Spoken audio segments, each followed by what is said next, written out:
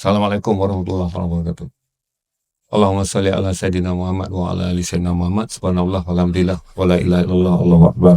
Harap semua dapat dengar dengan baik. Sebab saya tak live di TikTok saya. Jadi hanya kawan saya daripada Unice Network yang akan ambil rakaman. Bagi membolehkan sesi malam ni jadi inklusif untuk tuan-tuan. So, kalau kita live di media sosial, banyak benda yang sebahagian besarnya kan tak boleh live. Kita tak boleh cerita sebab ramai orang akan record dan pakai kandungan-kandungan yang mungkin sensitif. Jadi tuan-tuan dan puan-puan, satu saya akan pendek je, lepas tu tuan-tuan boleh tanya soalan sebab ni kampung kita, tempat kita, dia ramai adalah kawan-kawan saya, walaupun sebahagian besar daripada kawan-kawan saya dan adik-beradik yang ada sini dah tak ada kembali ke rahmatullah. Jadi kita sedekahkan Al-Fatihah. Bismillahirrahmanirrahim. Bila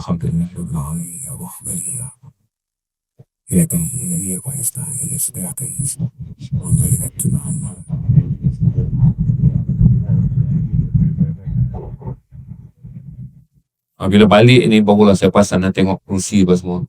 Baru saya teringat kawan-kawan saya yang sebelah situ. Kawan-kawan saya yang sebaya hampir semua dah tak ada. Jadi saya jalan dan tengok hanya tinggal beberapa orang. Alhamdulillah semua kawan-kawan saya yang masih ada, Bidin, Amran, masih ada saya. Manakala yang baru kembali ke rahmatullah adalah Lam Aliyah. Dan belakang rumah ni adalah kawan baik saya. Imi ada ini, Imi. Law cakap tak boleh sebut lah nama gelaran, takut tuan-tuan yang muda ni tahu gelaran mereka dulu, dia kena sebut Imi, kena sebut Lan, kena sebut Bidin. Tak boleh sebut nama gelaran, nanti takut yang cucu-cucu ni semua yang tak tahu, Tok ni nama dia dulu macam ni.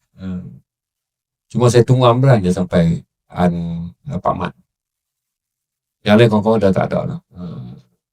Dan kampung ni penuh dengan mak-mak saudara saya.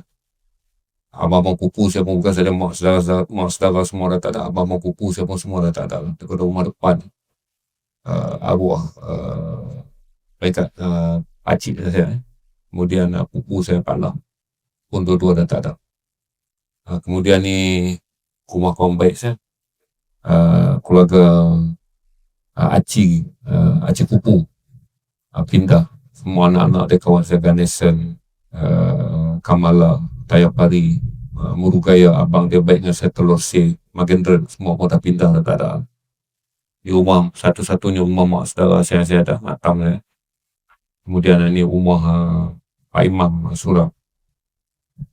Kemudian belakang tu semua dah tak ada. Ujung semua sungai dah tak ada. Tinggal Pak Ia masih ada di belakang. Maka dia tak sihat, dia dah 80 lebih. Kemudian belakang tu rumah Pak Mat siapa duduk lah? Rumah Ta duduk Rumah Pak Mat Ta duduk Ta duduk. Jadi abang, ada seorang kawan abang dia sulung pada saya, itu Amiruddin yang sebaya sama saya dengan Amran. Baik ini jarang selama saya jadi wartawan, selama saya hidup tak pernah saya balik kampung dan buat program. Cuma sebab kali ni perjalanan saya nak habiskan bulan Mei ni sebagai melengkapkan siri perjalanan bermula daripada 6 bulan April terbang ke Barcelona dan kemudian sampai ke tanah air pada 24 ke 25 bulan. Jadi saya ingat nak habiskan bulan Mei ni dengan hanya berziarah ke kawasan-kawasan yang untuk mengadakan siri tentang Gaza, dan akan berakhir esok di Fu Abdullah Cafe dekat Kancut. Itu last. Lepas tu kita akan balik ke Kuala Lumpur dan kita akan mulakan sesi dengan biasa. Nak lompat jadi jauh jadi payah. Saya ceritalah sikit tentang dulu apa itu Palestin. Palestin ni adalah salah satu daripada Empire Ottoman. Berarti apabila Saidina Abu Bakar Siddiq pada tahun 636 berjaya membawa Islam sampai ke Baitul Maqdis, yakni setelah 4 panglima Islam yang sangat hebat, Abu Ubaidah Khalid bin Walid, Amr bin As dan Zaid bin Harithah menang dalam perang Yarmouk yang sangat masyhur. Jadi bila tentera Islam menang dalam perang Yarmouk dengan angkatan yang sedikit, tapi berjaya menundukkan musuh dan kita ambil kota Damsyik. Itu kita dapat Damsyik, di mana tuan-tuan tahu bahawa Madid Umayyad adalah asalnya gereja Kristian yang sangat besar. Tetapi apabila Islam menang dalam perang Yarmouk, dan gereja tersebut telah ditukar menjadi masjid. Apabila khabar Islam menang dalam perang Yarmouk yang sangat hebat ni sampai ke Baitul Maqdis, maka Baitul Maqdis pada masa itu hanyalah ada dua agama, iaitu itu orang-orang Yahudi dan satu lagi adalah orang-orang Nasara atau orang Kristian. Maka mendengar khabar ni, orang Kristian tak mau, orang di kota lama ataupun di kota Old City ni tak mau berperang dengan orang Islam, maka mereka mengutus satu surat kepada Saidina Umar Al-Khattab yang baru saja mengambil alih kepimpinan Islam selepas wafatnya Saidina Abu Bakar As-Siddiq. Dalam surat tu pada tahun 636, mereka bersetuju mengerahkan kunci pintu kota lama kepada orang Islam. Maka Umar Khattab pun pergilah ke kota lama ni dengan seorang sahaja, rakan dia, sebagai membuktikan Islam ni datang dengan ikhlas dan tidak membawa angkatan perang. Dan dalam perjalanan tersebut pun telah diriwayatkan dengan kisah yang sangat hebat di mana Umar dan seekor unta dan seorang pembantu bergilir-gilir naik unta tu hinggalah orang-orang yang sedang menanti dua balik khabar.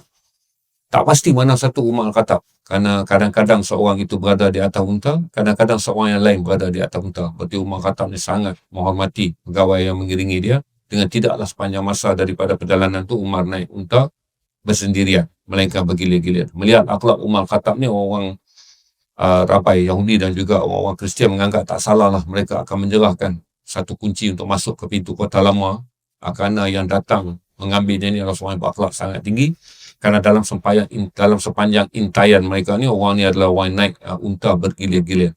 Sama ada yang duduk di atas itu lebih mulia, sama ada duduk di bawah, tidaklah tahu mereka akan Saidina Umar Khattab kecuali bila Saidina Umar sampai di pintu kota lama dan orang Yahudi ini menyerahkan kunci.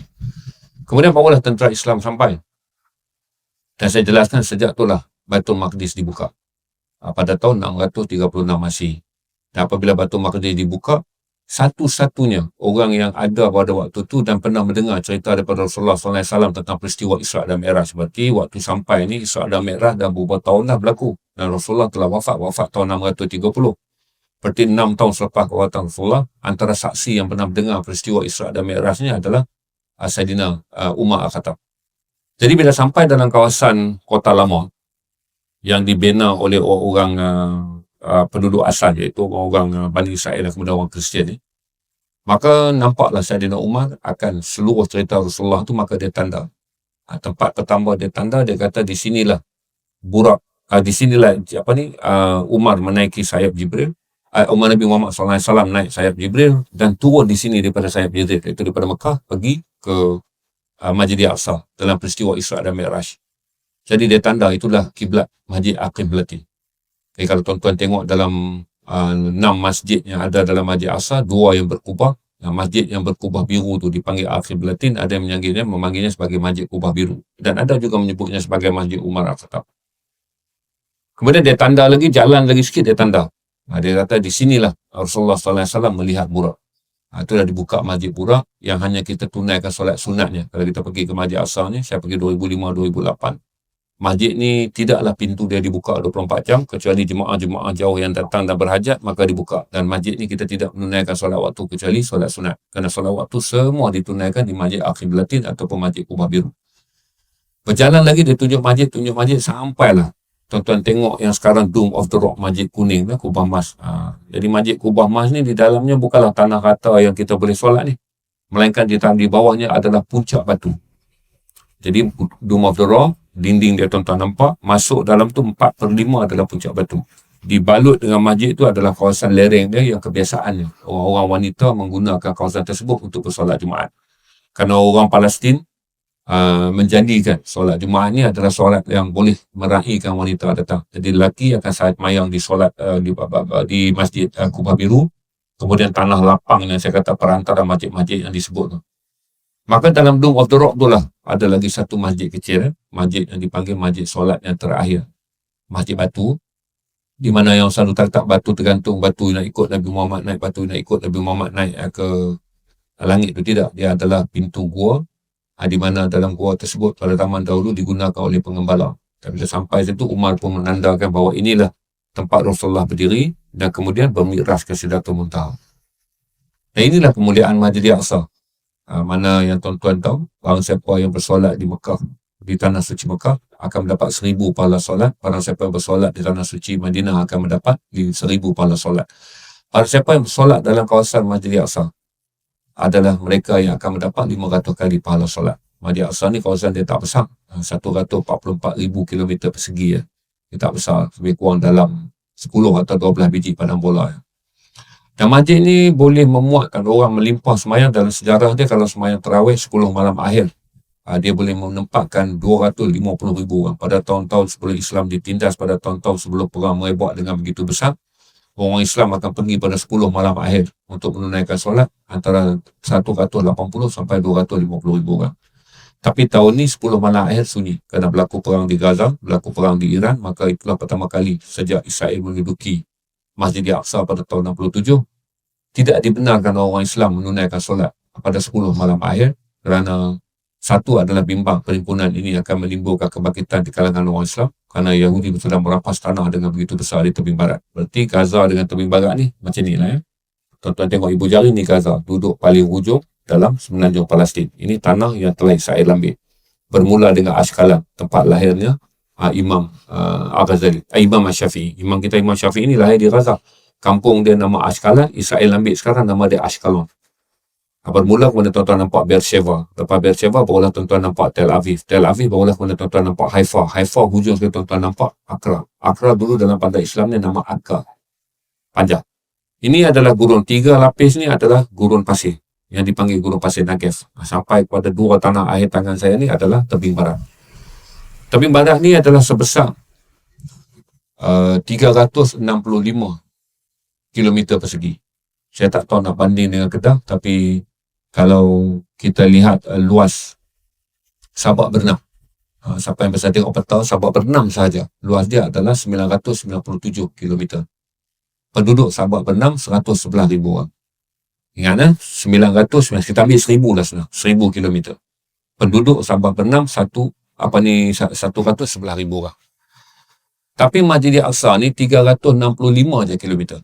Berarti kita ambil kira-kira 35% luas Sabak Bernam. Tapi penduduk dia adalah 2.3 juta orang.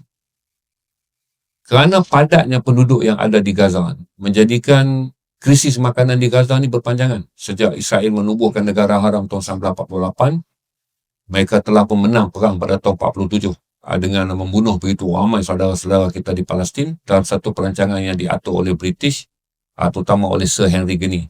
Selalu pernah dengar Sir Henry Gurney ya.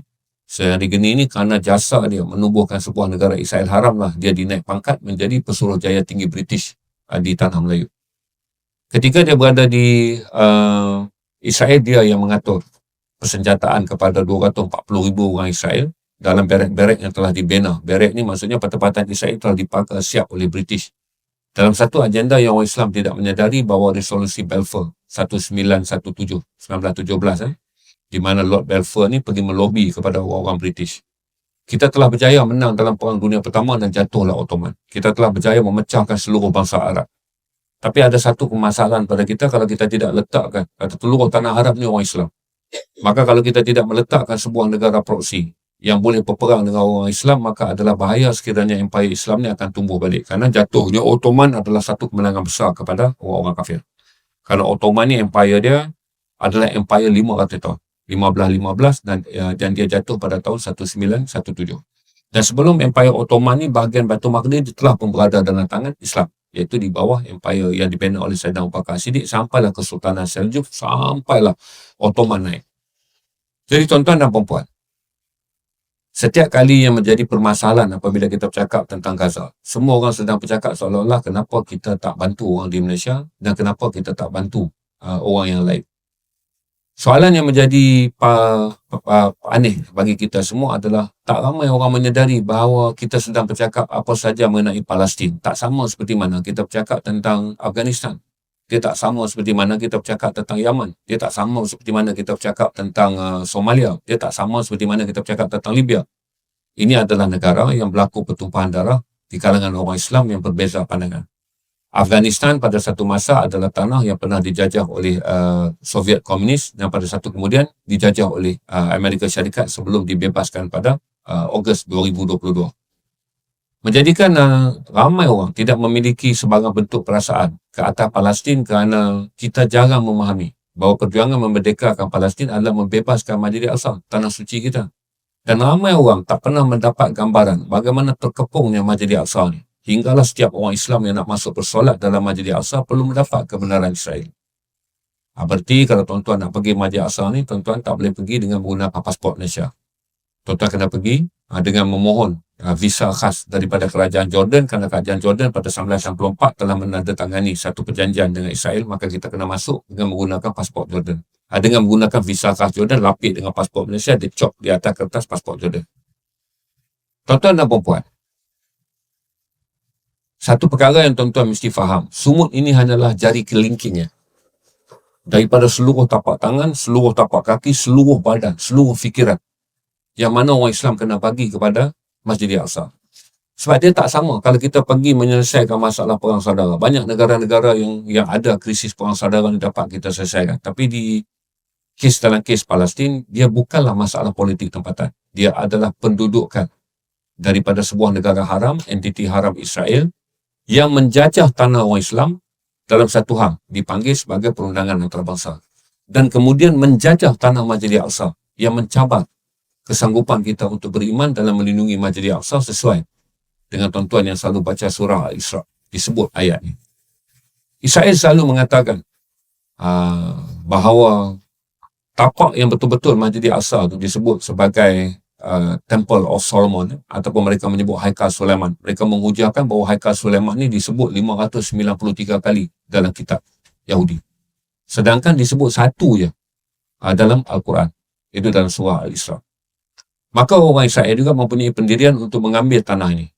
Walaupun selama daripada Saidina Umar Al-Khattab ambil tanah ni, dia tak pernah ambil. Kalau tuan-tuan tengok video saya berziarah ke tebing barat, saya cerita. Pembahagian kota lama ni, dia petak. Okey? Di bahagian selatan ni lah yang dipanggil Haikal Sulaiman. Atau dipanggil sebagai sinagog. Ataupun the Wailing Wall. Tuan-tuan tengok Yahudi duduk angguk tu. Tuan-tuan tengok video tu, nampak Yahudi duduk angguk tu, Wailing Wall. Wailing Wall ni dia, sebab dia bukit. Bukit.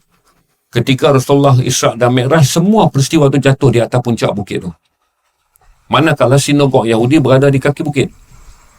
Okey, di puncak bukit yang mana telah pun digazetkan sebagai Masjid Al-Aqsa. Di dalamnya ada 6 masjid, 2 masjid yang besar tu. Saya sebut pada tuan-tuan yang nampak bumbung kubah biru tu Al-Qiblatin.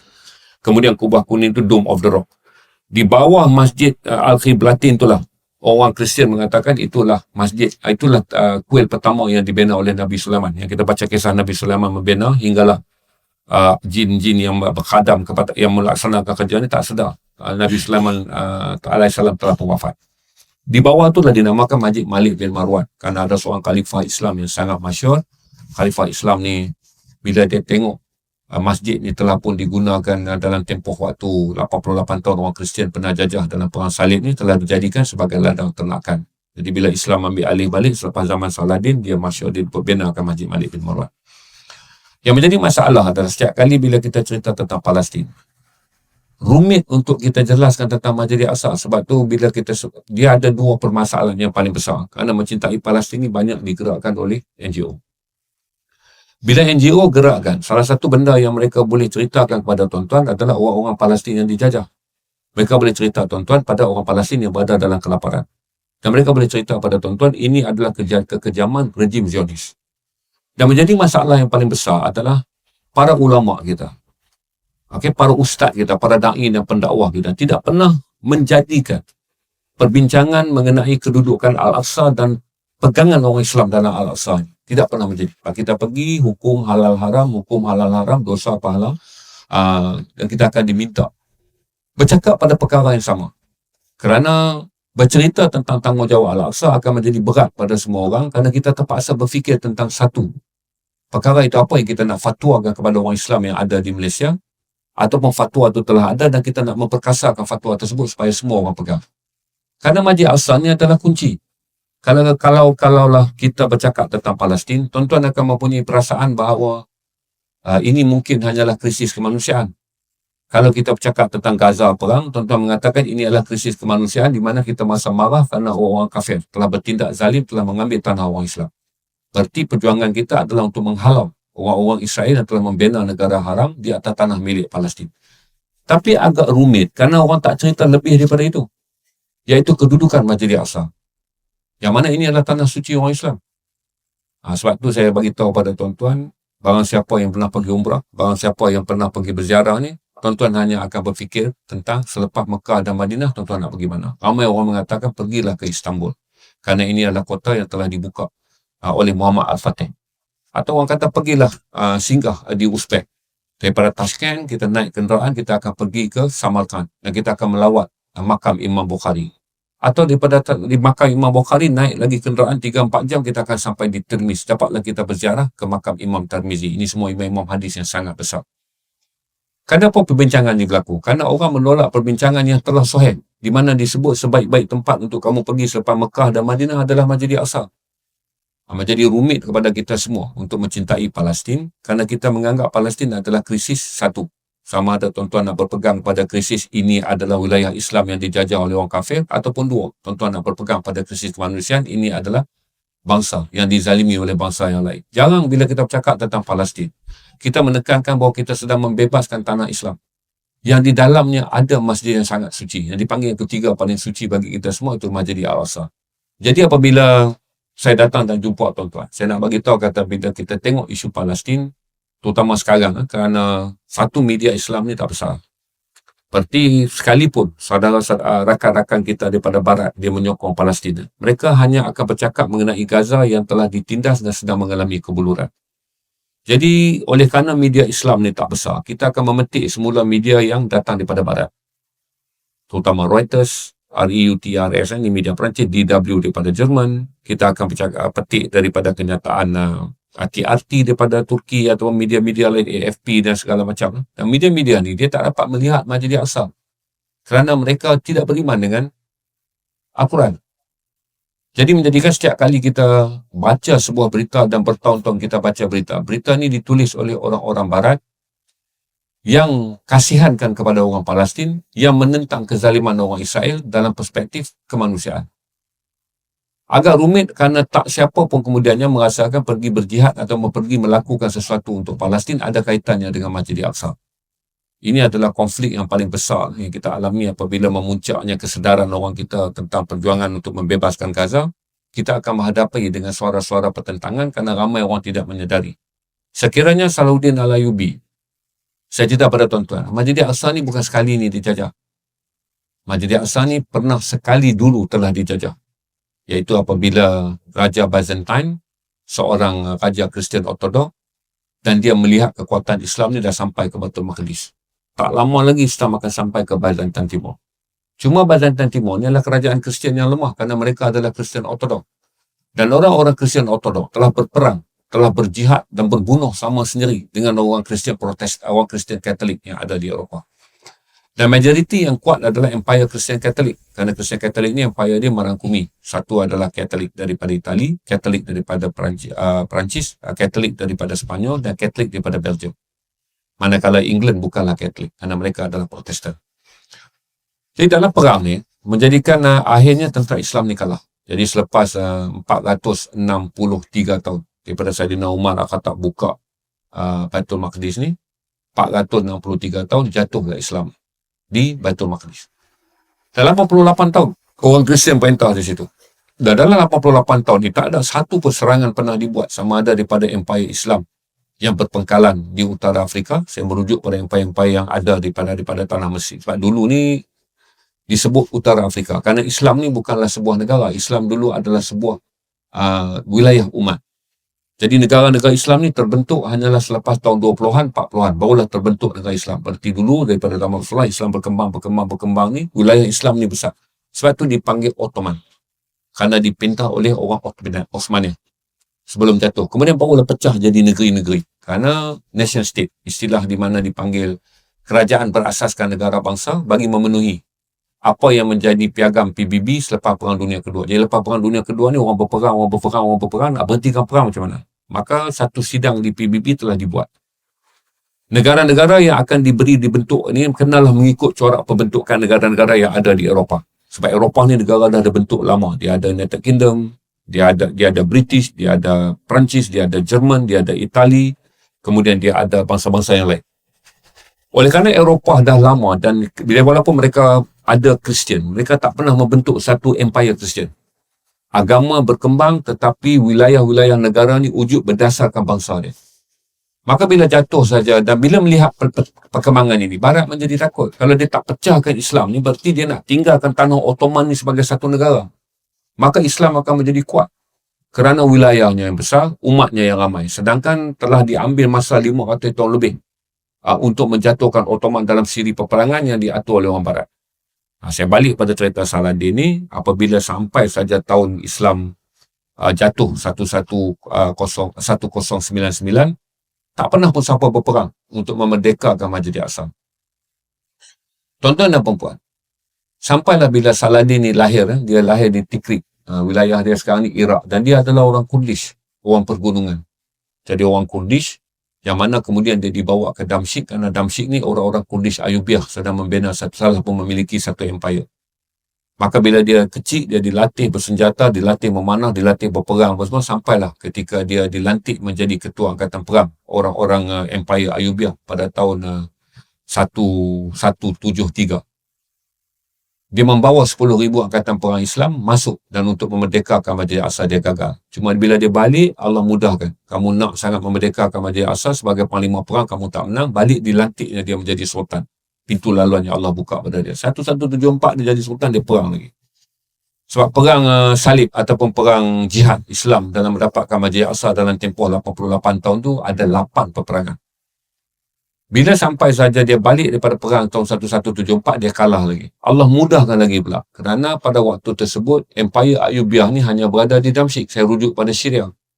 Manakala tanah Mesir di utara bahagian Afrika ni, Empire dia adalah Syiah Fatimiyah. Nak dijadikan cerita Allah mudah, dia balik 1174, Empire Syiah Fatimiyah ni mengalami krisis perang saudara. Rajanya mati, berebut kuasa, tak ada orang, dia lantiklah satu seorang raja berusia 8 tahun tetapi berpenyakit. Raja ni pun wafat. Dan bila dia tahu bahawa satu orang yang boleh memimpin dan juga satu orang yang sangat berkarisma adalah Saladin, walaupun dia orang Sunni, maka Empire ni panggil Saladin untuk masuk dan kemudian memerintah Empire Fatimiyah. Maka bersatulah pertama kali Empire Islam yang berasaskan Sunni, iaitu Ayubiah di Damsyik, dengan Empire yang dibina Fatimiyah yang berasaskan Syiah.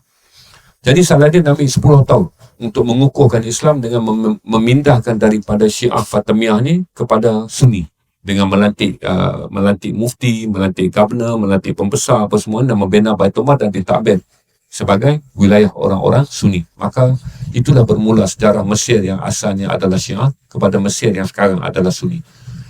Dan dalam penyatuan ni, dia dapat mengumpulkan 25,000 tentera. Jadi tentera dia ni 10,000 ke 15,000. Kemudian bila dia bercampur dengan orang Mesir ni, dia dapat tambahan tentera 10 ke 15,000 lagi. Maka itu dapatlah angkatan perang dia. Dalam banyak kisah-kisah yang ditulis, semua sepakat 25,000 ni adalah jumlah yang paling relevan untuk disebut jumlah angkatan perang dia.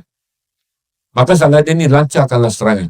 Pada 1184 kalah, 1187 dia masuk melalui pintu Hittite. Pintu Hittite ni masuk melalui wilayah Jordan. Dan dia menang perang 1187. Maka itu Masjid Al-Aqsa kita perintah. Sampailah 780 tahun. Barulah pada 1967 Masjid Al-Aqsa ni jatuh ke tangan orang Israel. Itu yang saya nak ingatkan kepada tuan-tuan semua yang berada di sini. Bahawa setiap kali kita bercakap tentang Gaza, adalah kita bercakap tentang Palestin. Dan setiap kali kita bercakap tentang Palestin, kita bercakap tentang Masjid Al-Aqsa. Ini asas yang ramai orang sekarang tak mahu. Saya dah pergi, sampailah ketika saya belayar tu, saya merayu pada ustaz-ustaz masjid-masjid untuk pada 15 hari bulan Mei tahun 2026 yang lepas adalah Hari An-Nakbah. Hari An-Nakbah ni diisytiharkan oleh marhum Yasir Arafat untuk minta dunia Islam ni ingat tentang kejatuhan Palestin. Jatuh tanah Palestin, dan kemudiannya pada 10 hari bulan Jun, ni 10 hari bulan Jun ni, tahun 2026, tuan-tuan akan tengok. Bagaimana 10 hari bulan Jun adalah hari yang cemas bagi kita. Kerana Israel akan berlarak, dan tahun ni mereka akan berlarak dengan lebih besar. Kerana kumpulan-kumpulan ekstremis daripada Haredi, kumpulan-kumpulan ekstremis daripada kumpulan perampas tanah, kumpulan-kumpulan ekstremis daripada parti ultra kanan ataupun Yahudi Ortodok, mesti pada 10 hari bulan ni, itu genap 59 tahun dia ambil Masjid Al-Aqsa, mesti kali ni dia nak langkah masuk dalam Masjid Al-Aqsa. Kerana 10 Jun ni mereka akan meraihkan 59 tahun penaklukan Al-Aqsa. Kerana saya lahir 30 hari bulan Jun, saya sangat hafal lah 5 hingga 10 hari bulan ni adalah hari perang yang dipanggil sebagai Perang Arab Israel pada tahun 1967. Jadi Israel ini dia ada dua fasa dalam membina negara Israel Haram. Satu fasa dia membina tahun 48 melalui penghalauan orang Palestin daripada 573 buah kampung. Tahun 1967 ada satu lagi perang dan dia menang perang ni, barulah dia dapat Transjordan. Transjordan inilah tanah yang sekarang ini dipanggil sebagai Tebing Barat. Jadi pada 10 hari bulan Jun pastilah kumpulan Yaradi, kumpulan Ortodok Kristian, kumpulan perampas tanah, kumpulan Ultra yang memang mahukan tapak Masjid Al-Aqsa. Masalah orang Israel ni, dia menganggap Masjid Al-Aqsa tu dia punya. Kerana di situ Haikal Sulaiman. Pertindihan daripada kepercayaan dia bahawa itulah tapak di mana Nabi Sulaiman. Kita sebut Nabi, bagi mereka Sulaiman adalah Raja King. Dia kata bila Raja Sulaiman bina tapak tu, itulah tapak di mana akhir zaman. Ingatlah kita akhir zaman ni kita percaya pada Imam Mahdi daripada keturunan Rasulullah yang akan datang untuk memimpin akhir zaman. Sama ada Armageddon dalam kepercayaan Inggeris, akhir zaman dalam kepercayaan orang-orang Yahudi, dan akhir zaman dalam kepercayaan Islam adalah mengenai tokoh bagi agama masing-masing yang akan membebaskan agama masing-masing. Dan tentulah kita beriman dengan kepercayaan Imam Mahdi. Oleh itu tuan-tuan, apa kata orang Kristian? Apa kata orang Israel? Rabai-rabai Israel yang sangat ultra ni mengatakan tak akan turut keturunan Nabi Daud untuk mengakhirkan zaman menuju kiamat, dan orang-orang Israel ini menjadi bangsa yang paling mulia seperti mana dijanjikan alum mereka dalam kitab-kitab mereka selagi tak ambil Masjid Al-Aqsa. Jadi ini adalah tahun titik terlemah. Di mana titik terlemah dalam mempertahankan Masjid Al-Aqsa? Satu, kita ada perang Iran yang tak akan selesai. Yang kedua, titik perbincangan mengenai Palestin telah berada dalam titik yang lemah. Dan kemudian orang-orang Israel yang mencuri tanah di tebing barat ni, mencuri tanah sampailah 60% tanah mereka telah curi. Dalam tempoh perang ni, sebahagian pengkaji yang menyediakan laporan, termasuk laporan daripada Majlis Hak Asasi Manusia, bahawa Israel telah menambah 2 ke 3% lagi tambahan tanah yang mereka rampas sejak perang ni bermula, dan mereka melancarkan Amalek. Amalek ni dipanggil sebagai genocide dalam bahasa Hebrew, berarti perang untuk memusnahkan musuh. Termasuklah musuh itu termasuk bayi di dalam buaya. Maka kalau 10 hari bulan Jun berlaku satu peristiwa, sama ada mereka nak bawa masuk lembu merah ataupun mereka nak menyembelih kambing di dalam kawasan Masjid Al-Aqsa, kita mohon na'udzubillah min zalik supaya tidak berlaku peristiwa ini. Saya jelaskan kepada tuan-tuan. Salah satu daripada keajaiban Masjid Al-Aqsa ni, dia 144,000 meter persegi. Tak besar. Orang Israel ini dah ambil, saya katakan tebing barat ni keluasan dia adalah 5,680 km. Jadi Masjid Al-Aqsa ni kalau letak dengan pensel di atas selah kertas A4 ni, dia hanyalah bulatan yang kecil. Daripada bulatan yang kecil tu, Israel dah ambil 60%. Termasuk tanah di keliling Masjid Al-Aqsa. Tapi selama 59 tahun, Allah belum izin lagi Israel ni ambil Masjid Al-Aqsa. Jadi istilah kita sebut sekarang ini adalah mendapatkan kembali Masjid Al-Aqsa. Masa Saladin ambil dulu, Masjid Al-Aqsa telah pun diduduki orang Kristian. Dijadikan sebagai ladang ternakan. Kerana sebelah Masjid Al-Aqsa tu ada gereja suci orang Kristian dipanggil nama Holy Sepulchre. Holy Sepulchre ni kalau kita orang Islam berziarah, hukum dia adalah harus ya, tapi tak boleh percaya bahawa di situ ada makam Nabi Isa. Kerana Isa AS dalam kepercayaan Islam telah diangkat naik ke langit. Jadi orang Kristian percaya di situlah Isa disalib dan di situlah Isa dikebumikan. Jadi tuan-tuan, selama 59 tahun dia ambil tanah daripada Nablus, dia ambil tanah ke Ramallah, dia ambil tanah di Khilqiyah, dia ambil tanah sampailah ke seluruh tanah, sampai Jericho, sampailah Hebron yang lebih mulia kita sebut sebagai Al-Khalil. Tapi kenapa dia tak boleh ambil satu tanah yang luasnya hanya 144,000 meter persegi? Kerana Allah masih melindungi. Tapi tuan-tuan, sampai sekarang kalau kita tanya semua orang yang tentang Palestin, faham tak mereka bahawa krisis kita sekarang ni adalah nak membebaskan Masjid Al-Aqsa? Dia akan menjadi mudah kepada semua orang yang memperjuangkan Palestin kalau para ulama sepakat untuk berpegang pada tahun-tahun ini kita harus mendidik orang Islam untuk mengingati bahawa berperang dengan Israel ni tak lagi tentang Palestin. Memerangi orang Israel ni adalah memerdekakan Masjid Al-Aqsa. Lebih senang sebab dia diikat oleh iman. Kalau kita sebut memerdekakan Palestin ni adalah untuk mendapatkan tanah milik orang Palestin yang berasaskan perundangan antarabangsa, dia menjadi human right issue ya. Dia jadi isu mendapatkan balik tanah orang Islam milik orang Islam. nak ambil balik pada maqasid yang saya kata tadi kan, maqasid itu lengkap lah, kita kena berjihad kerana satu, maqasid menyebut nyawa, memang orang nyawa Palestin dibunuh. Maqasid menyebut perlindungan agama, memang agama orang Islam di sana dicemari. Maqasid menyebut tentang kedudukan harta benda, memang harta benda orang Islam telah pun dirampas. Maqasid menyebut tentang keturunan, memang keturunan orang Palestin sedang dihapuskan, genocide. Dan maqasid yang kelima menyebut tentang akal waras.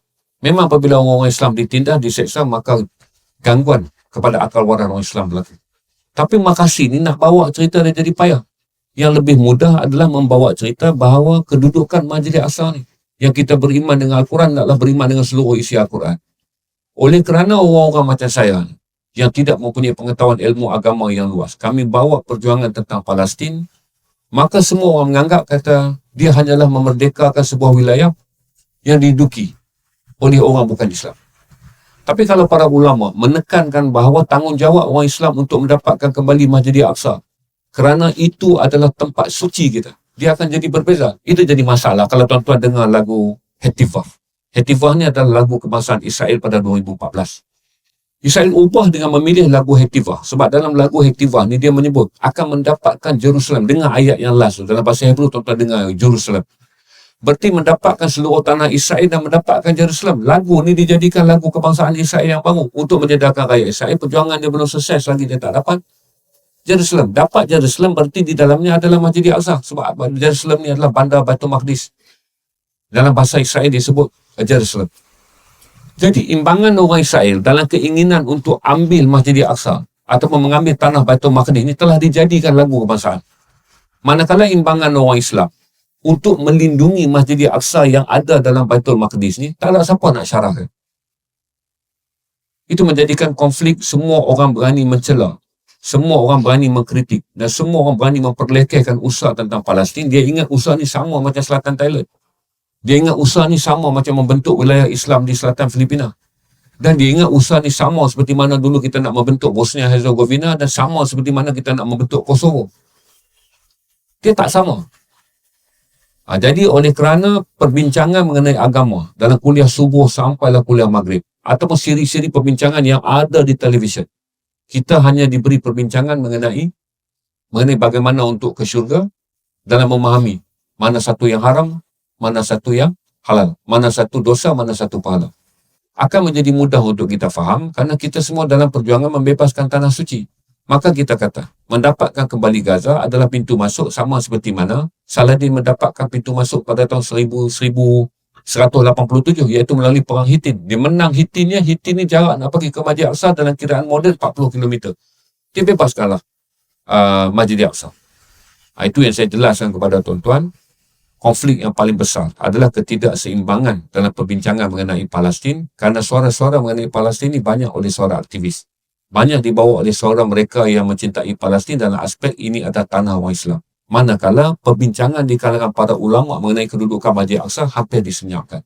Ini bukan kritikan saya pada ulama, tapi saya bagi tahu, selepas tahun depan 60 tahun, tahun ini 59 tahun, dan tahun ini 59 tahun, kalaulah berlaku 10 hari bulan Jun, orang-orang Israel ekstrim ni masuk dan kemudian berusaha juga untuk menyembelih kambing, atau masuk dengan kemudiannya tak nak keluar lagi daripada situ. Kerana mereka tahu, dalam tahun-tahun yang sangat kompleks ni, inilah tahun di mana orang Islam tak boleh bersemayang pada 10 malam air. Tak pernah berlaku. Sejak mereka menduduki Masjid Aqsa, orang Islam boleh bersemayang. Dengan mereka yang dibenarkan berusia 60 tahun ke atas masuk ke dalam, jemaah kita ni 200,000 masih boleh bersemayang di jalan-jalan di keliling Baitul Maqdis.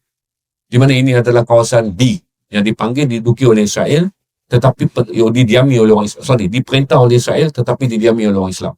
60% tu kawasan A, tanah Palestin yang Israel ambil. Dan dia kata dia tak biar orang dia duduk. Dan kemudian wilayah C yang dipanggil tanah C. Kalau tuan-tuan tengok dalam peta tanah C, berarti tanah yang diduduki oleh Israel tapi dibenarkan orang Palestin memerintah. Palestinian Authorities yang tuan-tuan sebut PA yang sekarang ni jawatan dia dipegang oleh Mahmud Abbas. Itulah 18% yang Mahmud Abbas tak biar. 60% ni, tanah ni Israel dah ambil dah. Sebab tu di situlah dia bangunkan ladang zaitun. Sebab Israel ni, kalau dia ambil daripada tanah pantai, adalah tanah perniagaan. Bukan tanah yang subur untuk bertani. Jadi hasil ekonomi Israel ni datang daripada 3 benda. Satu adalah perniagaan senjata. Yang kedua adalah hasil pertanian. Yang ketiga adalah perniagaan pelancongan. 1 dan 3 ni datang di atas tanah dia bentuk negara haram Israel. Bahagian 2 pertanian ni, 80% adalah tanah orang Palestin yang dicuri sekarang.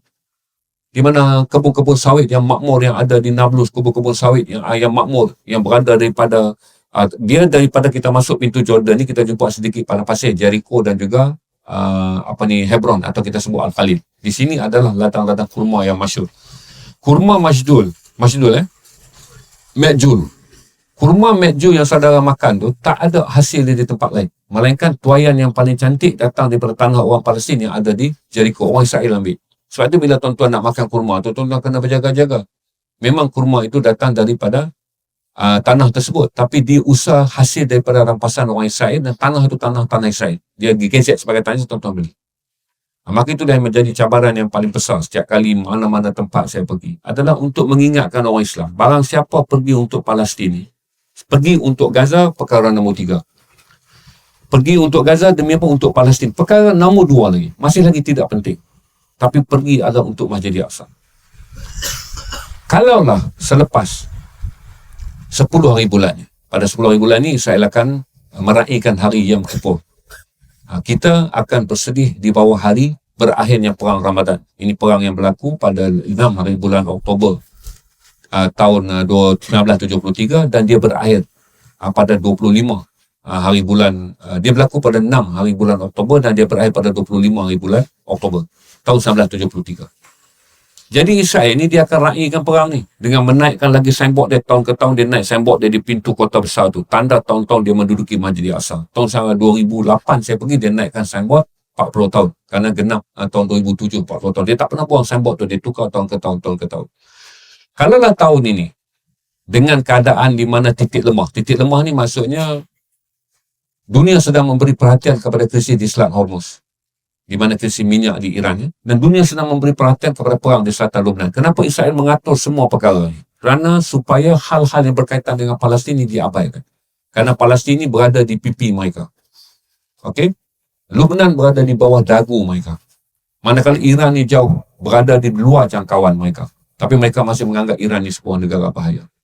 Tapi kalaulah, na'udzubillah min zalim, kalaulah pada 10 hari bulan Jun nanti, orang-orang Yahudi masuk ke dalam kawasan Masjid Al-Aqsa dan melaksanakan penyembelihan yang Allah tak izin berlaku. Banyak kali dah dia masuk kambing, dia tak dapat sembelih. Dia tak masuk kambing. Dia ternak lembu dengan menggunakan kaedah DNA di Amerika. Tuan-tuan boleh Google. Lembu merah yang diternak di ladang di Florida, Amerika Syarikat. Dan berapa kali dah lembu ni ditunjukkan gambar dan banyak kali dia balik ke Israel. Sebab kalau lembu merah ni dibawa dan disembelih ke Masjid Al-Aqsa, maka diisytiharlah Masjid Al-Aqsa itu adalah Haikal Sulaiman.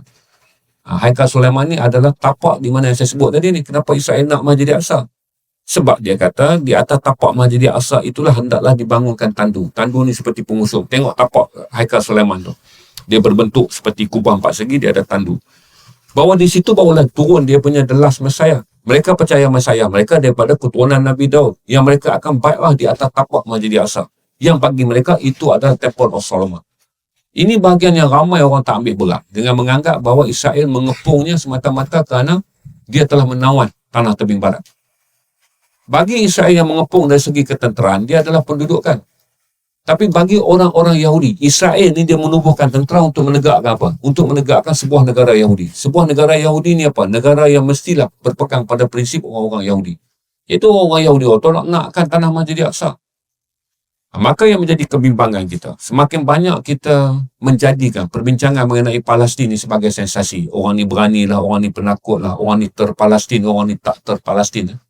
Dia bukanlah perbincangan yang sebenarnya, perbincangan yang utama.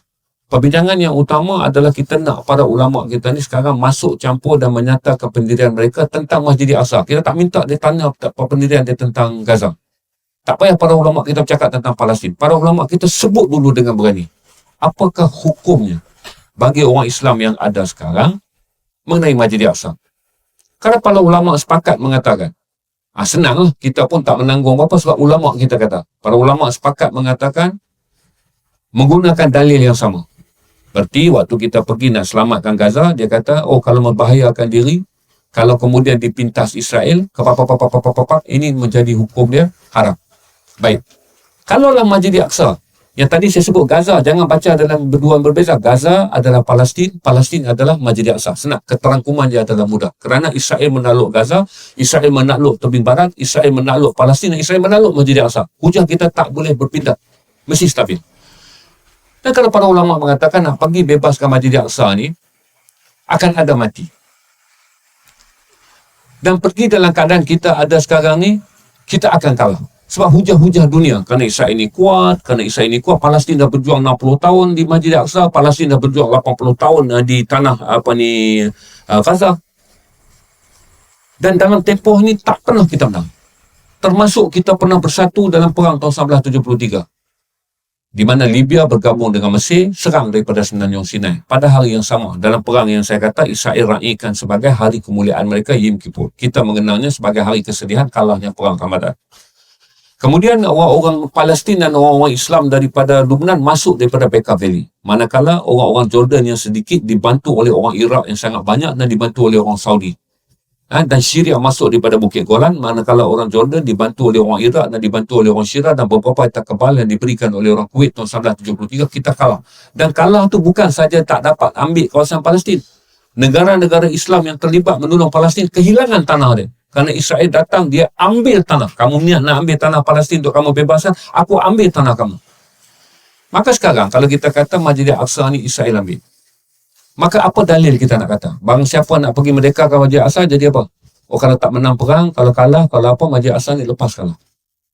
Kalau pergi untuk membebaskan Masjid Al-Aqsa, dalam keadaan kamu pergi, kamu menempuh bahaya, kamu akan mati dibunuh, kamu akan menempuh tentera musuh, kamu akan diseksa. Ni kita nak cerita ambil Masjid Al-Aqsa, di mana orang Palestin telah berjuang selama 60 tahun di tebing barat dan orang Palestin telah berjuang selama 78 tahun kalau diambil daripada tanah Gaza, sebab 2 tahun pencecahan yang berbeza. Maka kalau tak ada dalil mengenai tanggungjawab dan juga apa itu hukumnya kita terhadap Masjid Al-Aqsa, perjuangan ini akan menjadi kucak kacir. Sebab tu saya kata dalam keadaan yang begini rumit, dalam keadaan yang begini sukar, saya nak minta tolong para ulama untuk membuat satu keputusan mengenai apakah fatwa dalam keadaan begitu rapuh kedudukan Masjid Al-Aqsa. Dalam keadaan Masjid Al-Aqsa ni boleh diduduki pada bila-bila masa. Tapi di tengah-tengah kemuliaan Masjid Al-Aqsa sebagai rumah Allah yang ketiga paling suci. Kalau para ulama sepakat mengatakan, kalau pergi kita kalah, mati jadi sia-sia. Kalau pergi kita kalah dan kita tak dapat. Kalau pergi kita ditangkap dan kita akan diseksa. Kalau pergi kita akan kehilangan semua benda. Sebagai satu hukum bahawa ianya tak perlu menjadi wajib, kita boleh berpegang pada perkara tersebut. Cuma oleh kerana semua orang nak lari daripada satu tanggungjawab yang kontroversi. Semua orang nak cakap hukum yang boleh diterima oleh orang ramai sebagai menyenangkan. Maka orang tak mau bercakap tentang Palestin yang nak menjatuhkan hukum ke atas Masjid Al-Aqsa ni adalah rumit. Orang tak mau bercakap, nanti jadi kontroversi. Sebab perbincangan dia nanti, para ulama kata akan diperkatakan orang. Kalau gitu, ustaz kena pergi dulu. Kalau itu, majlis fatwa kena pergi dulu. Kalau itu, kena kata angkatan tentera. Berarti bercakap satu perkara untuk kebenaran. Dia mencetuskan keriuhan. Maka takut riuh mengenai Gaza dan mengenai Masjid Al-Aqsa ni menjadi rumit. Maka semua orang kata apa? Daripada kita rumit berdebat mengenainya, kita tutup sajalah. Maka kes tentang kepentingan Masjid Al-Aqsa telah ditutup selama bertahun-tahun. Kecuali disuarakan oleh Syekh Yusuf Qaradawi. Tapi fatwa itu tak disambut. Satu, oleh kerana negara-negara Arab tak mau berperang. Maka fatwa tersebut tak boleh dipopularkan kerana ini akan menjadikan tekanan rakyat kepada pemimpin negara Arab untuk berperang. Dan fatwa itu pun tak dibawa oleh ulama kita supaya tak ada tekanan. Supaya orang Malaysia ni menganggap dengan diamnya perkara tersebut, maka berdiamlah kita tentang Masjid Al-Aqsa. Sebab tawanan ke atas Gaza, tawanan ke atas tebing barat, hujung dia mestilah menawan Masjid Al-Aqsa. Dan kerajaan Israel, walaupun semakin rapuh kerana mereka juga membentuk kerajaan campuran. Kerana dulu Israel sekular ni sangat kuat. Daripada parti Liberman pergi kepada parti Likud. Likud lemah, tapi Likud dapat bergabung untuk pertama kali pada tahun 2022. Likud bergabung dengan parti-parti yang nakkan Masjid Al-Aqsa. Sebelum ini, parti-parti yang memerintah Israel adalah parti-parti duniawi. Parti-parti yang nakkan sebuah negara Israel, nakkan Israel yang kaya dan nakkan Israel yang mewah. Tapi sekarang, apabila dia terpaksa bergabung dengan 21 kursi ultranasionalis, kursi Atama Ben Gvir yang tuan-tuan kata gemuk, jahat. Kemudian dengan parti yang dipimpin oleh Menteri Kewangan dia. Dan kemudian satu lagi parti oleh Moshe Gafni. Ini 3 parti ultranasionalis. Dia dah ada 21 kursi. Dan ada lagi satu parti nama dia SAS. Parti ini adalah parti yang diterdiri oleh Harada. Harada ni dipanggil sebagai Ahlul Kitab di kalangan orang Israel. Dia kata dia Ahlul Kitab. Dan parti ini telah membentuk 21 campur dengan 11, 33 kursi. Dalam sebuah kerajaan yang mana ada 64 kursi, 31 kursi, 32 kursi lagi datang daripada parti yang dibawa oleh Benjamin Netanyahu. Jadi Netanyahu berada dalam keadaan dia mesti nak mengekalkan kerajaan yang ada, sokongan yang ada, mesti merestui tindakan daripada 33 rakan ke parti dia. 33 parti mewakili 4 parti yang nak akan Masjid Al-Aqsa. Maka adalah tidak mustahil sekiranya pada 10 hari bulan Jun kali ini usaha untuk mendapatkan Masjid Al-Aqsa dilaksana. Kalau tak dapat pun, memang inilah matlamat orang-orang Yahudi nak mendapatkan Masjid Al-Aqsa. Maka apa yang menjadi perkara yang paling merumitkan hari ini adalah kerana ulama kita mengambil berdiam diri dalam isu Palestin. Dan ini telah menjadi tradisi di kalangan ulama kita adalah hanya menegakkan hukum-hukum agama yang nak menyelesaikan perjalanan kita sebagai orang individu, sebagai orang Melayu, sebagai orang Islam untuk pergi kepada surga Allah. Daripada dulu mereka tidak berminat untuk bercerita tentang kedudukan Masjid Al-Aqsa. Kerana bercakap tentang Masjid Al-Aqsa akan menimbulkan rasa tidak senang. Bercakap mengenai Masjid Al-Aqsa akan menjadi beban yang berat. Barang siapa yang mengeluarkan fatwa, dialah yang kena melakukannya. Tapi dulu tuan-tuan, bila Melaka dijajah pada tahun 1511 dan kemudian tahun 1609, sebelum Belanda datang tahun 1624, 1609, Syekh Samsuddin As-Sumatrani adalah seorang ulama yang sangat masyhur daripada Aceh. Syekh Samsuddin As-Sumatrani ini bersidanglah dan berkumpullah dengan ulama-ulama daripada kalangan orang-orang Aceh, ataupun dipanggil Kerajaan Sumatera. Maka mereka pun membuatlah satu fatwa. Barang siapa yang memerdekakan Melaka daripada Portugis, kerana Portugis ini adalah orang Falangis atau orang Kristian daripada tanah Portugal. Barang siapa yang membebaskan Melaka, fatwa tahun 1609, maka mati dia dianggap jihad. Bila Syekh Samsuddin dan juga rakan-rakan ulama dia mengeluarkan fatwa ni, maka Syekh Samsuddin harus menegakkan fatwa ni. Dia bukan ahli perang. Dia adalah seorang yang sangat masyhur dalam bidang agama. Maka Syekh Samsuddin kata, fatwa tak guna dikeluarkan kalau aku tidak menegakkannya. Maka dia pergi jumpa dengan Panglima PD. Sebab tu di Aceh ni ada PD Jaya, kampung lahirnya Panglima PD. Maka tahun 1609, menang ataupun kalah, Portugis sangat kuat. Tapi kata Syekh Samsuddin As-Sumatrani, mana mungkin para orang yang mengeluarkan fatwa ni berdiam diri di atas fatwa yang dia keluarkan. Maka dia memimpin angkatan perang, 200 perahu, yang disertai oleh Panglima PD. Mereka berlayar dan sampai di Melaka. Dalam satu perang, pada satu keadaan hampir menang. Pada keadaan yang kalah. Sebab tu kalau tuan-tuan pergi pada Kampung Ketek, tuan-tuan akan jumpa makam Syekh Samsuddin As-Sumatrani. Kalau tuan-tuan pergi ke Bukit Cina, tuan-tuan akan jumpa makam Panglima PD. Jadi pada zaman-zaman di mana para ulama ini berjuang dan kemudiannya mengeluarkan fatwa dan menegakkan fatwa, sama dalam kisah kita naik Kedah. Okey, 1827. Kedah ni jatuh pada Raja Ligu. Kerajaan Siam kerana jatuhnya Kuala Kedah. Kemudian, apa yang berlaku? Ini orang Kedah jangan lupa. Apa yang berlaku?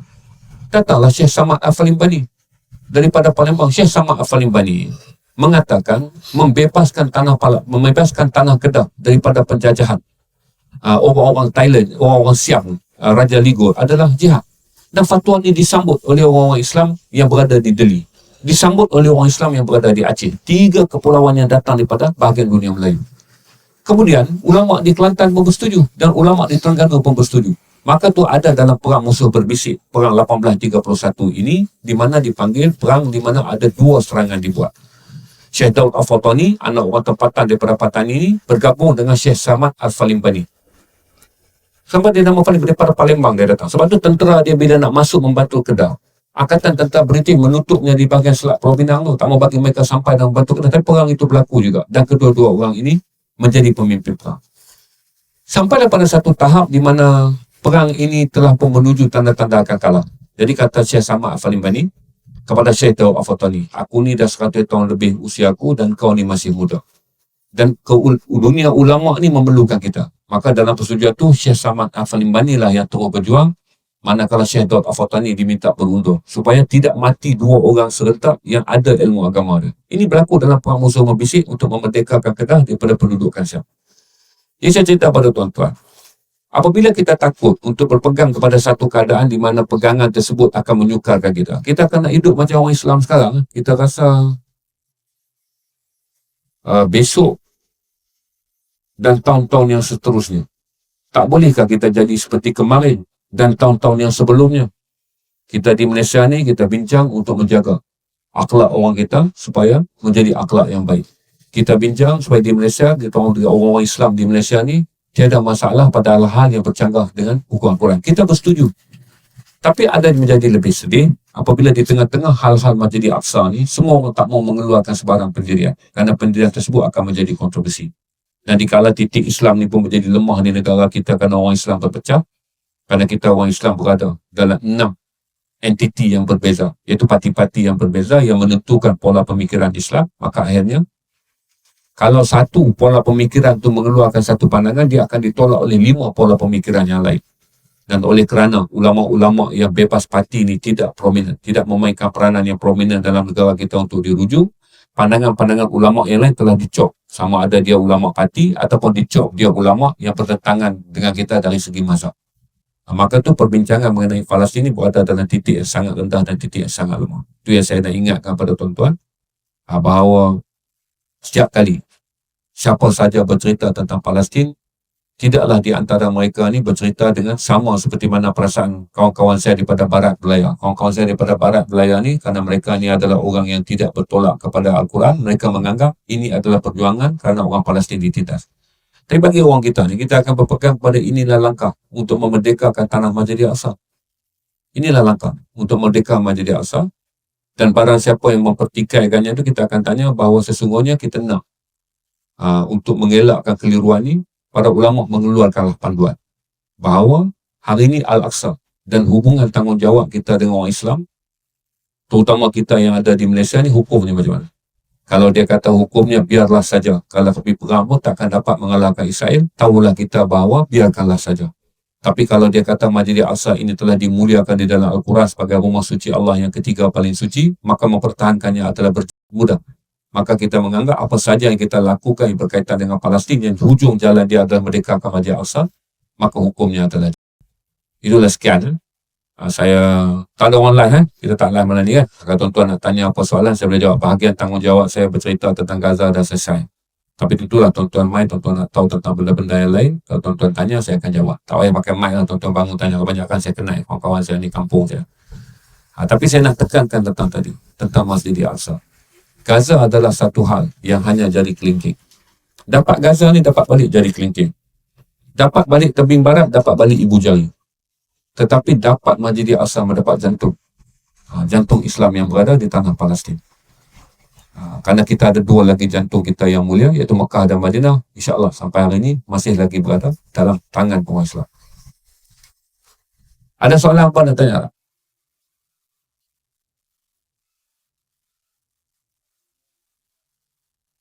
Kalau semua orang pakat ready Nabi, saya baru tanya aja soalan tu sebab kawan saya Yunus akan potong besok dalam video dia. Tuan-tuan tunggu dulu jawapan. Ada siapa nak tanya apa? Kalau tuan-tuan nak tanya, kita habis ni sesi tanggungjawab saya kan. Tuan-tuan pun nak tanyalah sesi kena Gaza, kena tangkap ke apa ke. Ni, Suzirman. Man sembang saya sebelum ni tanya, tak payah pakai phone pun. Hari ni nak cerita Gaza, jet pakai phone. Hang tak tahu baca kan? Tak nampak man. Tak tahu baca, mustahil hang ambil SPM. Ya, Menteri saya Kefat cakap, Zion Gondemia. Dia kata ketika kami membakar Masjid Al-Aqsa sepanjang malam, aku tidak dapat tidur. Aku takut bangsa Arab berbondong-bondong masuki Israel dari segala bumi. Tetapi ketika esok hari tiba, aku baru tahu bahawa kami bisa berbuat apa pun yang kami inginkan. Kerana sebenarnya kami sedang berhadapan dengan umat yang hidup. Tolong ulahkan sikit. Jauh tu nak ulah tu. Saya baiklah hang tak jadi pegawai pemeriksaan SPM je. Kalau tidak budak-budak fail lah soalan tu. Tak pernah saya jumpa soalan tu sepanjang saya jalan. Saya ingat berapa puluh siri dah untuk cakap tentang Palestin ni kena soalan terkucil lah. Saya beritahu kata ayat tu tak terpakai untuk benar sepenuhnya. Kerana sampai hari ini, kalaulah tuan-tuan masuk ke Masjid Al-Aqsa, salah satu pintu dia tuan-tuan masuk ni, setengah orang dia berlari terus nak pergi semayang di Masjid Al-Qiblatin. Lepas dia semayang Masjid Al-Qiblatin, nak kejar semayang waktu kita kejar. Habis saja kejar Masjid Al-Qiblatin, dia lari untuk bersemayang di Masjid Kubah Kuning. Tetapi di pintu masuk dia ada satu bahagian dia mengkebumikan syahid Masjid Al-Aqsa. Berarti barang siapa yang mati di Masjid Al-Aqsa ketika mempertahankan Masjid Al-Aqsa, jenazah dia tak boleh bawa balik. Maka jenazah dia dikebumikan di situ. Jadi pada dulu kalau tuan-tuan tengok, tuan-tuan pergi masuk yang gerbang pintu Masjid Al-Aqsa yang daripada polis Israel sekat kita tu. Kemudian dia interview, dia panggil wakil daripada masjid datang, dan masjid ni mengesahkan kita orang Islam, kita boleh masuk. Di sebahagian kiri tu ada ratusan kubur. Sampailah kubur-kubur tahun-tahun 2020, 2021, di mana mereka tembak mati orang Islam pada bulan Ramadan kerana mempertahankan Masjid Al-Aqsa. Dan sampailah balik tadi saya kata, 1973, kalau mengikut data Wikipedia, 16,000 orang Islam mati dalam perang bulan Ramadan tu. Yang saya panggil perang Ramadan, yang saya sebut yang Kipur, yang mereka akan raikan 10 Jun 2026 ni sebagai tahun yang ke-59. Dan tahun yang sebelum tu belah ribu juga orang syahid. Berarti dari segi sejarah yang panjang,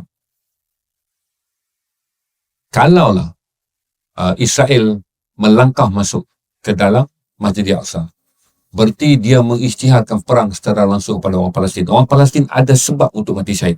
Sebab tuan-tuan kena ingat, orang Palestin yang tinggal di Masjid Al-Aqsa dan di Jerusalem Timur ataupun Baitul Maqdis Timur ni ada 280,000 orang.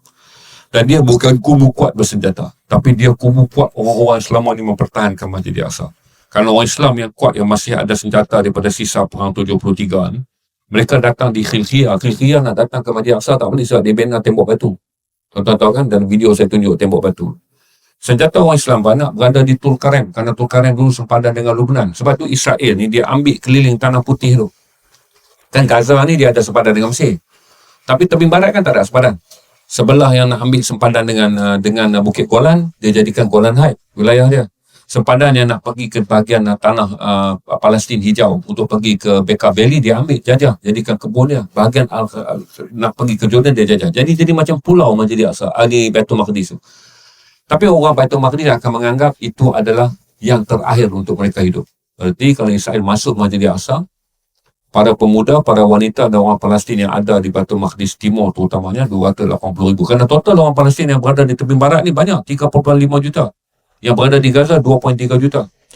Berarti sekalipun wanita itu dengan tangan yang kosong, pastilah dia akan pergi mati kat situ. Selama mereka tak lari daripada tanah tebing barat adalah kerana Masjid Al-Aqsa. Sebab orang Palestin ni layak untuk mendapat refugees ataupun mendapat suaka politik. Berarti kalau mereka keluar, negara-negara, kena ingat waktu kena halau dulu ada 2.4 juta orang pergi duduk di Jordan. Sebab tu Jordan ni jiwa dia sebahagian besar dalam Palestin kerana dia adalah anak cucu orang Palestin yang dihalau. Kalau tuan-tuan tengok di Lebanon dia ada 600,000. Dan tuan-tuan lihat berada di Syria juga 600,000. Lebihan-lebihan yang kecil tu bertebaranlah di atas tanah Arab yang lain, tetapi tidak lebih daripada 100,000 orang. Berarti orang Palestin yang ada di dalam tu akan mengisytiharkan bahawa hari ini adalah syahid. Kerana hari lain mereka berperangkan untuk mendapat tanah merdeka. Kalau hari lain mereka berperang untuk mendapatkan tanah merdeka. Tapi kalaulah Masjid Al-Aqsa ini dimasuki oleh orang-orang Yahudi dan mengambilnya, maka hari itu mereka syahid kerana jalan Allah. Setakat ni, dalam keajaiban yang kita anggap kata Allah masih lagi meletakkan tanggungjawab kita adalah mendapatkan kembali Masjid Al-Aqsa. Masjid Al-Aqsa ni belum pernah Israel mampu masuk dan ambil dan mengisytiharkan tempat tersebut sebagai Temple of Solomon ataupun Mount Temple. Dia tak boleh isytihar. Sedangkan kawasan tu kecil je. Dia ambil, tapi Masjid Al-Aqsa menjadikan dia ada ketakutan dan keberatan untuk ambil. Sehingga tarikh yang saya bercakap dengan tuan-tuan, esok lusa kita tak tahu. Nauzubillah min zalik. Cuma 10 hari bulan Jun 2026 adalah tahun yang ke-59. Israel mengepung kawasan tersebut dan Israel menanti saat yang sesuai untuk ambil. Jadi 10 hari bulan ni adalah hari titik lemah. Titik lemah ni kerana perbincangan mengenai Palestin dah tak banyak. Dan orang tumpu mengenai masalah di Iran. Dan kemudian macam saya cerita dekat tuan-tuan kan, tuan-tuan baru malam ni akan rasa macam peristiwa ni akan berlaku. Kerana dia tak banyak dibincangkan di negara kita. Tentang apa yang dipanggil sebagai hari jatuhnya Islam dan Israel meraihkan Yom Kippur. Yom Kippur ni dia tak ada dalam kitab Hebrew. Dalam kitab-kitab suci yang Israel belajar, Taurat dan juga Zabur, dan kemudian kitab-kitab Hebrew lah kita sebut, tak ada perkataan Yom Kippur. Perayaan 6 perayaan besar Israel ni, satu perayaan besar yang digazetkan, dia penjadikan, rabai dia kata kena sambut, adalah hari jatuhnya tebing barat, iaitu 10 Jun 1967. Itu disiarkan perayaan Yom Kippur. Jadi saya jelaskan kepada tuan-tuan, kita tunggu dan kita lihat sambil kita berdoa. Di tengah-tengah titik lemah dan tengah-tengah kekurangan ni, janganlah diuji kita dengan pada 10 hari bulan ni dia langkah masuk. Dan 10 hari bulan dia menyembelihkan haiwan ternakan dalam kawasan tersebut. Dan pada 10 hari bulan dia mengisytiharkan bahawa itu adalah Temple of Solomon ataupun dipanggil sebagai Tapak Sulaiman. Dan kemudian mereka mengatakan mereka akan mendirikan Haikal Sulaiman di situ. Itu yang saya boleh jawab dekat Jack lah. Setakat hari ini, satu benda yang menjadi asbab kenapa orang Israel tak berani masuk ke Masjid Al-Aqsa, kerana dia akan berhadapan dengan wanita, kanak-kanak, apatah lagi orang lelaki yang akan berlarak datang untuk memberikan nyawa kerana mempertahankan Masjid Al-Aqsa. Sahih syahid. Ada soalan yang lain? Setakat aku berjalan ni, Jack, soalan yang paling payah nak jawab. Terima kasih. Din. Bidin. Cik Zainal ada cerita Masjid Al-Aqsa, cerita di atas. Kalau kita nak tahu hak underground, setakat lo ada maklumat tak? Kalau boleh cerita underground lah apa daripada buat. Okey. Sebahagian daripada orang menyebut bahawa ada penggalian di bawah tapak Masjid Al-Aqsa. Jadi banyakkan penggalian-penggalian ni menjadikan kebimbangan di kalangan orang Islam mengenai apa Israel lakukan. Untuk kita senang ya. Dia gali banyak mana pun dia ambil dekat bawah. Adalah benda-benda yang kita sebut sebagai dia ambil bawah. Niat dia sebenarnya nak ambil di atas. Sebab dia mesti ambil puncak bukit tu. Sebab dia gali tapak di bawah ni hanyalah dia nak mencari bukti-bukti mengatakan itu tapak Temple of Solomon. Kalau dia dapat di bawah, takkan dia nak bina kuil tu di bawah. Mestilah dia kata di atas juga nak diambil. Jadi bagi orang-orang yang nak menimbulkan kesedaran tuan-tuan semua, seperti mana yang Abang Bidin baca ni, adalah hari-hari kita ceritakan tentang penggalian tersebut. Tapi penggalian tu kalau dia jumpa apa pun, tujuan dia tetap nak ambil di atas. Kerana mana mungkin nak menyambut kedatangan Mesiah atau turunan Nabi Daud yang akan memimpin Bani Israel, menamatkan dunia ni dengan mereka sebagai umat yang Allah muliakan, satu-satu bangsa yang Allah muliakan. Dia kena ambil di atas sebab Temple of Solomon tu akan dibangun di atas muka bukit tu. Sebab tu tuan-tuan tengok, kan dia duduk di bawah. Sekarang ni kalau tuan-tuan tengok ni, dia duduk pergi semayang, dia duduk angguk tu di bawah. Tuan-tuan tahu apa yang dipanggil sebagai Wailing Wall? Tempat tangisan, tembok ratapan. Meratap kerana wajah Tuhan tu berada di sebelah sini, di tapak Masjid Al-Aqsa. Wailing Wall tu bukanlah ibadah yang ada dalam kitab Israel. Ibadah yang dibentuk pada tahun-tahun 1960-an. Supaya orang Israel ni semangat dia sentiasa ada, tiap-tiap kali datang sinagog, kerja dia apa? Pergi bersemayang dekat situ untuk menerapkan semangat supaya tak habis perjuangan kita untuk menuntut bahawa wajah Allah Alum ada di sebelah sini. Sebelah sini apa masjid? Sebelah sini Masjid Al-Aqsa lah. Ni kalau tuan-tuan masuk dalam Masjid Al-Qiblati, dia duduk betul-betul dekat dinding tu. Dinding tu tuan yang Israel duduk angguk. Dia hangguk tu kenapa? Tembok ratapan meratap kerana tak dapat melihat wajah Tuhan dia. Wajah Tuhan dia berada dalam tanah kita. Jadi banyak orang sebut mereka sedang menggali untuk mendapatkan bukti. Tapi bangsa ni dia tak perlu bukti apa pun. Membina negara haram tu pun dia tak boleh buktikan 3,000 tahun dulu itu adalah tanah nenek moyang dia. Kerana orang Palestin berjaya membuktikan 4,000 tahun bangsa Palestin telah wujud di situ. Itu saya nak jawab kata soalan Bidin. Dia masuk daripada mana pun. Dia dapat banyak mana pun kawasan bawah. Tapi kalau tuan-tuan pergi Google sekarang Haikal Sulaiman. Sebab perkataan Haikal Sulaiman ni adalah kepercayaan orang-orang Israel. Gambar dia adalah tetap tandu. Dan tandu tu di mana? Di atas bukit. Tandu tu mempunyai bumbung seperti mana bumbung kita tengok tokong tu. Dia bina 4 tu. Dan tandu tu lah akan menanti keturunan. Sebab tuan-tuan kena faham, kita menanti Imam Mahdi di Mekah. Datanglah satu orang daripada keturunan Nabi Muhammad SAW. Datanglah dia dengan wajah mirip sekian-sekian tanda, maka dia isytiharkan diri dia di Mekah bahawa dia adalah Imam Mahdi, maka berbondong-bondong orang ikut dia. Yahudi juga percaya akan turun Mesiah dia. Mesiah dia ni Mahdi dia lah. Mesiah dia yang akan memimpin akhir zaman bagi orang-orang Yahudi. Jadi sama ada di bawah mereka gali ataupun tidak, mereka tak boleh membina Haikal Sulaiman di bawah Masjid Al-Aqsa. Kalau dia gali runtuh Masjid Al-Aqsa pun bagi dia rugi kerana dia kena membina pula yang baru. Kerana bagi dia Masjid Al-Aqsa tu tanah suci dia. Dia menyebutnya sebagai Temple of Solomon. Faham? Dia takkan rosakkan sebab itu tanah suci dia. Dia takkan rosakkan. Dia nak. Cuma dia akan roboh je masjid. Dan kemudian di situlah dia akan membina tandu Sulaiman untuk menanti datangnya Mesiah dia tu, iaitu daripada keturunan Nabi Daud yang mereka anggap akan memimpin Bani Israel pada akhir zaman untuk menyelesaikan masalah akhir zaman dia.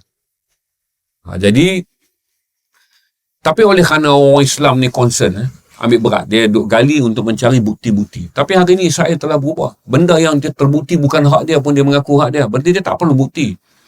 Yang menjadi kita bersyukur pada Allah Subhanahu Wa Taala ni adalah macam saya kata tadi, kalau dia nak ambil bila-bila masa dia boleh ambil. Dia ambil tanah dah begitu banyak.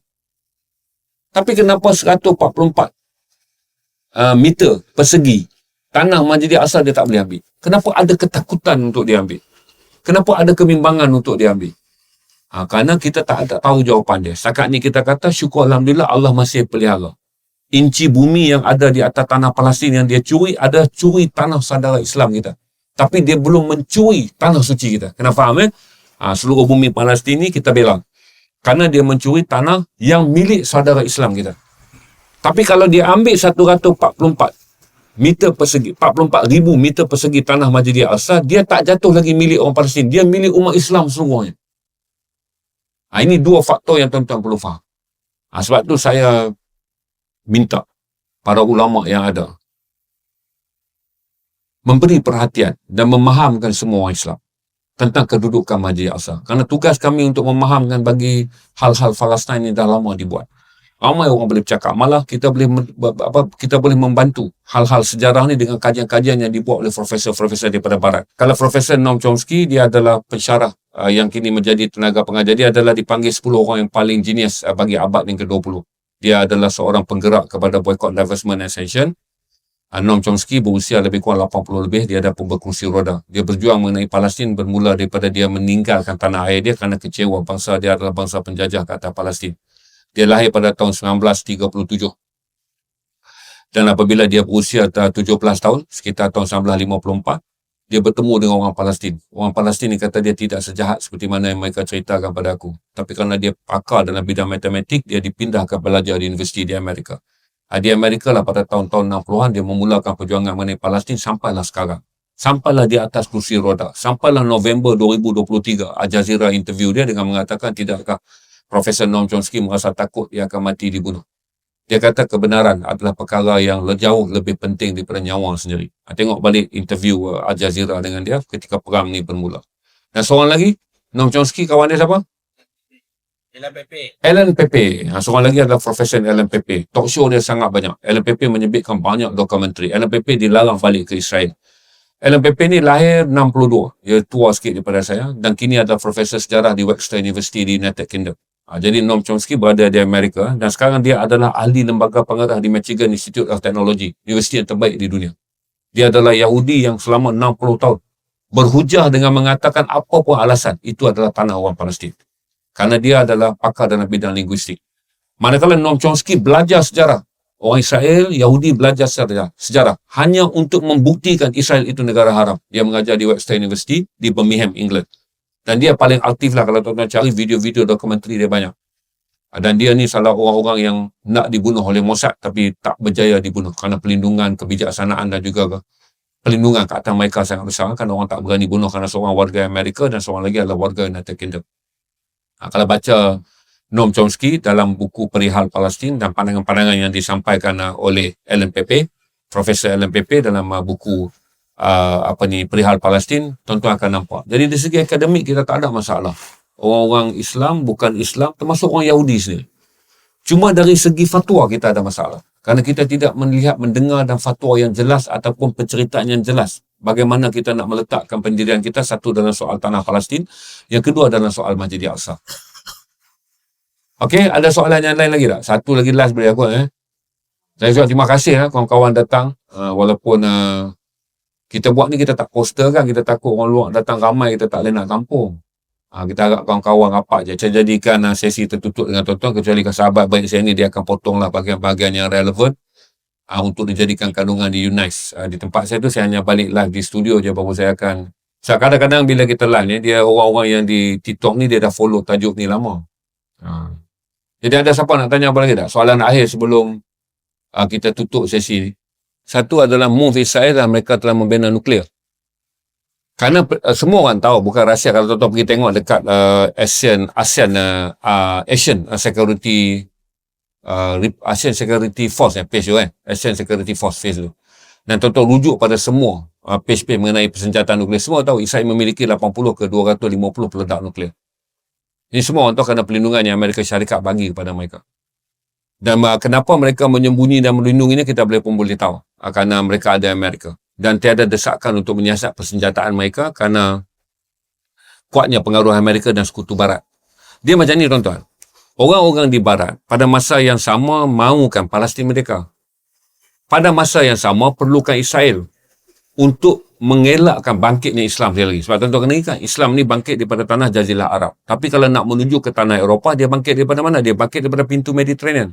Pintu Mediterranean ni lah pintu yang sekarang ni, pintu negara Palestin. Kalau tuan-tuan belajar sejarah mengenai pelayaran tahun 1978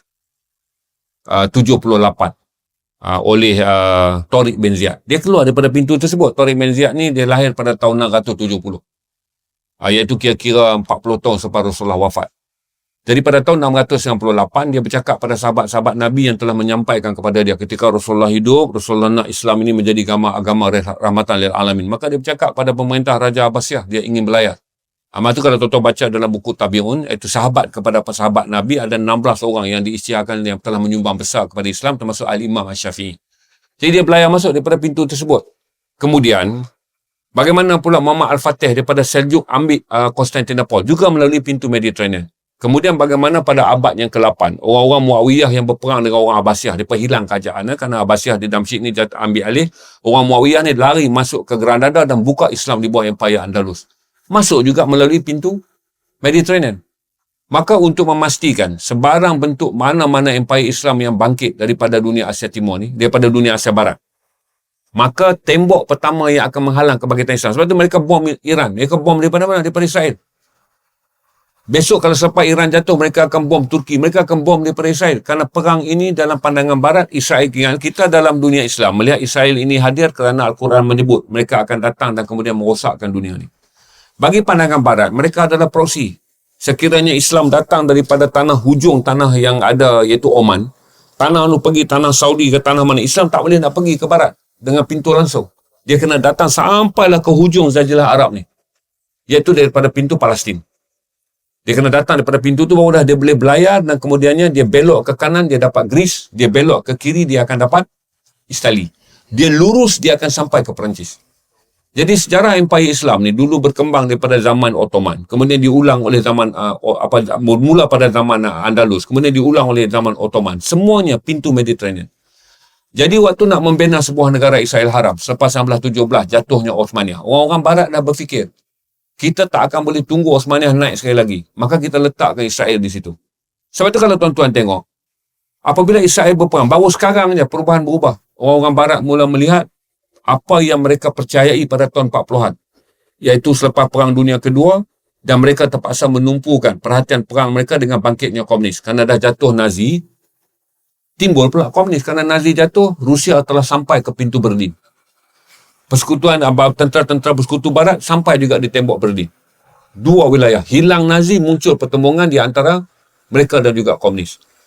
Untuk mengelakkan zaman mereka sibuk dengan memerangi komunis keluar daripada tanah Eropah kerana datang daripada Rusia dalam kemenangan Perang Dunia Kedua ni, dia mesti kunci kebangkitan Islam. Itu tahun 48 dia bina Israel sebagai negara yang akan menjadi penutup pintu lautan Mediterranean daripada Islam menjadi kuasa ketiga pula. Kerana di tengah-tengah mereka sedang bertempur dengan komunis. Sampailah tahun-tahun di mana Soviet Union pun dah tak relevan, dan kemudian tahun-tahun di mana orang-orang Barat menilai kembali kewujudan Israel. Dia adalah satu kewujudan entiti yang tak banyak berfungsi dalam menghalang kebangkitan Islam, tapi lebih banyak berfungsi dalam merosak dan menjahanamkan manusia. Itu kisah dia kenapa Israel dilindungi. Dan kita masih memerlukan tahun-tahun yang panjang. Sekarang ni kita ada Presiden Pedro yang sangat menentang. Kita ada Keir Starmer. Dan kita tak tahu kalau setiap Keir Starmer kalah United Kingdom dan Parti Reform menang, apakah Parti Reform baru ni akan menjadi parti pro-Israel semula? Wallahu a'lam. Begitu juga sekiranya Presiden Pedro kalah di Sepanyol, apakah naik kerajaan baru yang akan balik pro-Israel? Kerana di Eropah tak pernah ada rupa pemimpin dalam era moden yang mempunyai pendirian yang tegas begini. Keir Starmer punya pendirian, Norway punya presiden punya pendirian. Perdana Menteri Sepanyol punya pendirian. Tak pernah ada dalam sejarah. Mereka ini adalah tokoh-tokoh baru yang hanya muncul selepas perang Taufan Al-Aqsa, yang mengubah pendirian mereka daripada negara-negara barat yang menjadi blok kekal kepada Israel kepada blok yang mengiktiraf Palestin mereka. Jadi jalan untuk melihat sustainable, sama ada kuasa Eropah yang dulunya. Kerana orang Eropah ni yang menyokong United Kingdom bina negara Israel. Sebab Israel tak boleh pergi ke Amerika. Kerana orang Islam membina empire tak boleh sampai ke mereka, tapi akan sampai ke wilayah mereka. Tapi akhirnya masa berlalu, orang barat mula melihat keyakinan mereka menyokong Israel untuk menghalang kebangkitan Islam, untuk tidak berlaku lagi Islam ni menjadi empire yang kuat sebelum mereka kalahkan dalam Perang Dunia Kedua. Kerana menjatuhkan Ottoman ni adalah empire, yang menjatuhkan empire Ottoman adalah kombinasi British dan juga Perancis. Jadi nak elak lagi benda tu berlaku. Tapi sekarang keadaan berubah. Tapi kita tak pasti. Kerana Israel pun tak akan berdiam diri. Dia akan melobi kan, untuk membolehkan kuasa-kuasa Eropah yang mana mendapat kerajaan yang pro pada Palestin dijatuhkan. Sebab tu kalau tuan-tuan lihat dalam pilihan raya, walaupun Keir Starmer tak jatuh kerana isu Palestin, dia jatuh adalah kerana isu ekonomi di United Kingdom. Itu saya jelaskan bahawa satu perkara yang baik sekarang ni adalah 16 negara Eropah daripada 16 negara kesatuan Eropah daripada 26 negara yang ada tu menyokong Palestin. 2 berkecuali, 8 menentang. Daripada 8 yang menentang, Hungary dapat Perdana Menteri baru. Dan Perdana Menteri Hungary yang baru ni tidak pro-Israel. Jadi kita ada 17-2-7. Daripada 26 negara kesatuan Eropah yang sangat berpengaruh. Itu yang saya boleh jawab. Mereka bukan rahsia Israel memiliki tenaga nuklear. Dan bukan rahsia Suruhanjaya Suruhanjaya tenaga nuklear tak dibenarkan untuk menyiasat nuklear Israel. Kerana pengaruh negara-negara besar yang pro-Israel yang sangat kuat. Dan saya pun boleh bagi tahu pada tuan-tuan, selepas jatuhnya Iran, dia akan jatuhkan Turki. Ini sama, dia dah lator yang begitu panjang, jatuhkan Libya melalui Arab Spring, jatuhkan Iraq melalui tuduhan bahawa Iraq memiliki senjata kimia, jatuhkan Syria 14 tahun di atas apa yang dipanggil sebagai Syria Spring, sampailah kepada jatuh naiknya kerajaan Syria. Tapi naiknya kerajaan Syria yang ada sekarang memerlukan berpuluh-puluh tahun untuk kuat menjadi musuh Israel.